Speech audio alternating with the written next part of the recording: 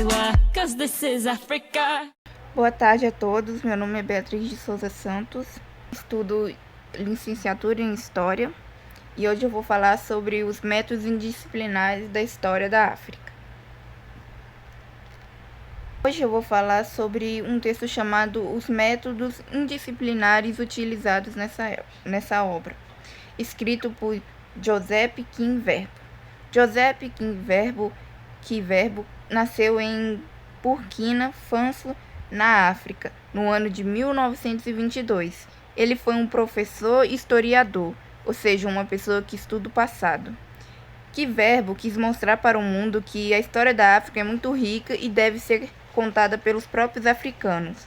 Ele ajudou a escrever uma grande coleção da Unesco, chamada História Geral da África. Sobre o texto. Esse texto está no livro História Geral da África, que fala sobre como estudar o passado do continente africano.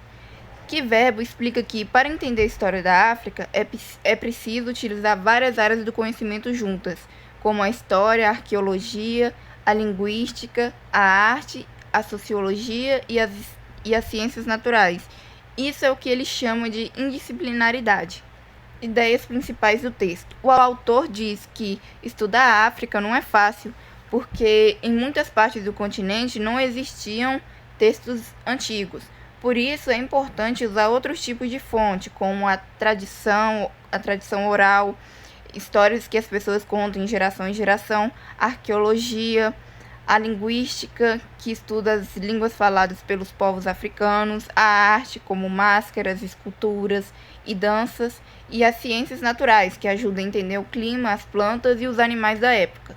Cada uma dessas áreas ajuda a entender um pedaço da história. Quando todas trabalham juntas, conseguimos ver o quadro completo. A principal ideia do texto é que a história da África deve ser estudada como várias áreas juntas, porque nenhuma sozinha consegue contar a história. Por exemplo, só a arqueologia não mostra tudo, só a língua também não mostra tudo. Mas se a gente juntar a história, a arte, a arqueologia e a tradição oral, conseguimos entender melhor o passado africano. Então o autor diz que o trabalho precisa ser em grupo e com união entre os estudiosos. Para terminar, Joseph King-Verbo ensina que a história da África é muito importante e deve ser estudada com respeito, cuidado e trabalho em equipe. Quando usamos várias formas de conhecimento, conseguimos entender melhor o passado e valorizar a cultura africana.